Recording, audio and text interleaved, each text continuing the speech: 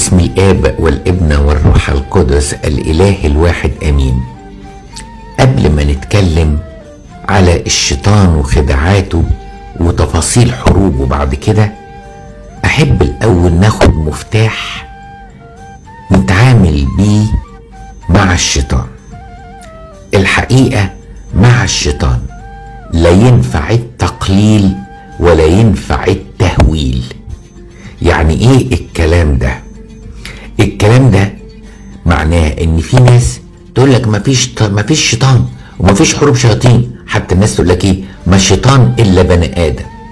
صحيح ممكن الشيطان يستخدم بعض البشر ونقول عليهم كده اعوان الشياطين، لكن لا، الشيطان موجود وحيله كتيرة. بس علشان ما نخافش من الشيطان قبل ما نتكلم على حيله، ما ينفعش تستقل بعدوك، لانك لو استقليت بعدوك ممكن الحقيقة يوقعك كتير قوي، زي قصة يعقوب المجاهد اللي كان فيه واحد عنده روح نجس وخبط باستهتار هذا الانسان على راسه 3 مرات، فسمع صوت الشيطان بيقول له زي ما انت ضربتني 3 ضربات انا هضربك 3 ضربات. والحقيقة كانت حرب الشيطان عنيفة قوي معاه، بس احنا مش هنتكلم على ده دلوقتي. لكن انا بتكلم ما ينفعش نقلل وما ينفعش نتفزع، لا تقليل ولا تهويل. وفي ناس تانية بقى كل كلامها ده معمول عمل، ده معمول سحر، ده شرب سحر، لا اصل الشيطان بيحرمه في البيت، اصل الشيطان بيحاربه في جسده، اصل الشيطان. ممكن الحاجات دي تكون موجودة بس قليلة قوي.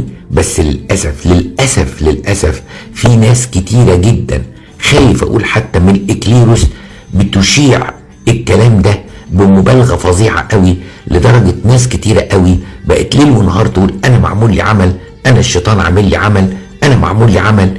في ايه؟ لا عاوزين نقلل ولا عاوزين نهول. لو احنا هولنا في قوة الشيطان دي حاجة تزعل ربنا. ليه تزعل ربنا؟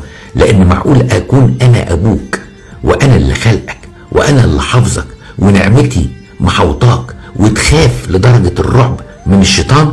اعمل حسابه، احترس، ما تتكبرش، ما يضحكش عليك، لكن اوعى تهول وتخاف منه بزيادة، لان دي حاجة تزعلني انا. بدليل ان في آية بتقول ايه؟ قاوموا ابليس فيهرب منكم. يعني بالرغم من قوة ابليس، لكن رشم علامة الصليب ممكن تزعجه وممكن تخليه يهرب.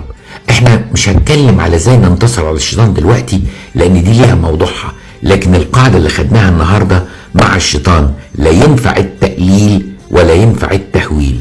لا يعني تعمل حسابه وتستعد له وما تستهترش، لكن في الوقت نفسه ما تخافش. صباح الخير.